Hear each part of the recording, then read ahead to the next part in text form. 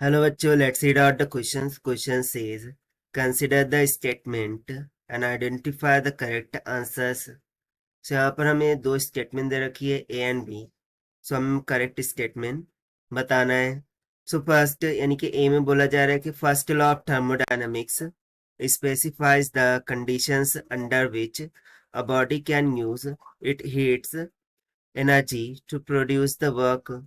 तो first law of thermodynamics ये specify करता है ऐसी कंडीशन को जिसमें बॉडी जो है तो हीट एनर्जी को यूज करती है टू प्रोड्यूस द वर्क, ऐसा हमें बोला जा रहा है. फिर बी स्टेटमेंट बोला जा रहा है कि second law of thermodynamics states that heat always flow from hot body to cold body itself. यानी कि सेकंड लॉ ऑफ थर्मोडायनामिक्स से जो हीट है वो हमेशा हॉट बॉडी से फ्लो कोल्ड बॉडी की तरफ फ्लो होती है, ऐसा हमें सेकंड लॉ से पता चलता है, ऐसा यहाँ पर बोला जा रहा है. सो हमें करेक्ट स्टेटमेंट चूज करना है. सो चलिए स्टार्ट करते हैं फिर सोल्यूशन से. But before of its let's talk about the key concept which we are going to use here for this question. So यहाँ पर हम फर्स्ट लॉ और सेकंड लॉ ऑफ थर्मोडायनामिक्स का ही कॉन्सेप्ट यूज करेंगे.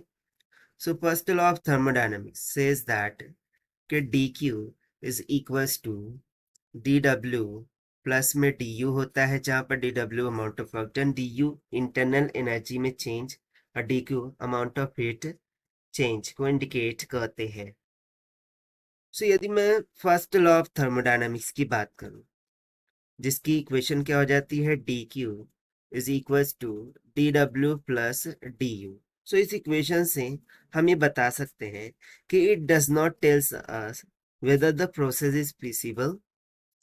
So not tells that the process is feasible, कि process feasible है या नहीं, यह हमें इस प्रोसेस से नहीं पता चलता. और not neither that is provide any condition to under which body uses any energy, also does not confirms that body uses any energy. Because first law of thermodynamics से हमें सिर्फ ये पता चलता है कि जो चेंज इन इंटरनल एनर्जी है plus the amount of work done, ये किसके इक्वल है, the change in amount of heat की. सो इससे हमें कोई भी कंडीशन पता नहीं चलती कि whether the process is feasible और नॉट. दैट इज वाई जो स्टेटमेंट फर्स्ट है कि फर्स्ट लॉ ऑफ थर्मोडायनामिक्स ये स्पेसिफाई करता है कि condition under which body can take the heat and produce the work done will become incorrect.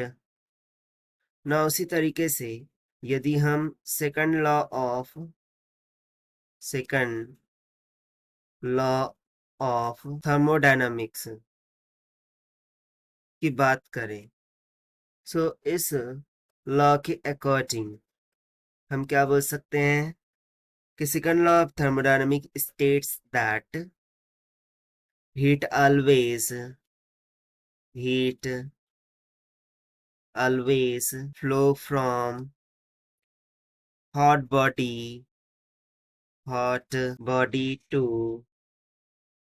cold body by itself, and for heat to flow from cold body to hot body, जो external work done है that should be need to be done.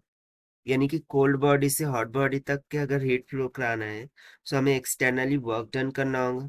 Otherwise second law of thermodynamic के according heat हमेशा hot body से cold body की तरफ ही flow होंगी. सो इस concept के अकॉर्डिंग स्टेटमेंट बी जो है तो यहाँ से करेक्ट हो जाएंगे.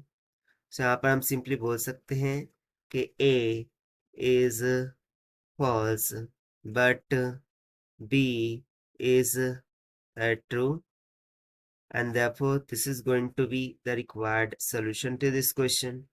So according to this, A is incorrect but B is correct. That's given in option D. So option D is correct. So this is the required solution. I hope you understand it well. Best of luck. Thank you.